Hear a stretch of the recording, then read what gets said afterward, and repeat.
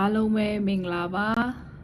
ကျမတို့တွေကမိခင်ဘာသာစကားမဟုတ်တဲ့အင်္ဂလိပ်စကားကိုပြောဆိုတဲ့အခါမှာ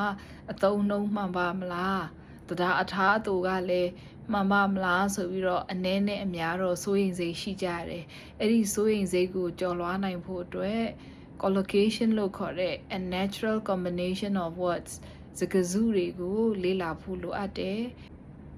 ဇာမွေးဖြည့်တဲ့အခါမှာလည်းပဲဒီ collocation တွေကိုမှန်မှန်ကန်ကန်သုံးစွဲနိုင်မယ်ဆိုလို့ရှိရင်အမှတ်ပိုရမယ်။စာရေးတဲ့အခါမှာပြည့်စုံတဲ့စာကြောင်းကိုရေးနိုင်မယ်။စာဖတ်တဲ့အခါမှာလည်းပဲဆိုလိုရင်းအဓိပ္ပာယ်ကိုတက်ခနဲသိနိုင်မယ်။အဲ့ဒါအပြင်စာလုံးတစ်လုံးချင်းစီကိုမှတ်နေမဲ့အစားစကားစုအနေနဲ့မှတ်လိုက်မယ်ဆိုရင်အုံနောက်ကအသုံးလိုတဲ့အခါမှာရှော့ရှော့ရှုရှုနဲ့တက်ခနဲသုံးနိုင်မယ်။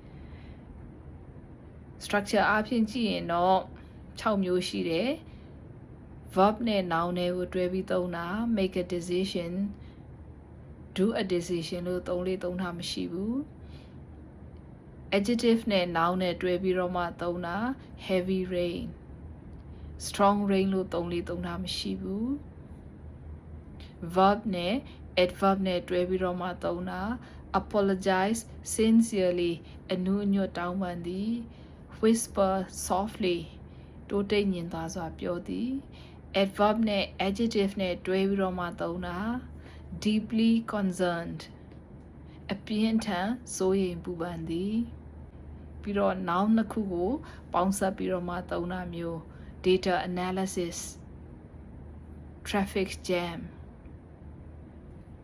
verb နဲ့ preposition နဲ့လည်းတွဲပြီးတော့မှသုံးတာရှိတယ်ဥပမာ depend on believe in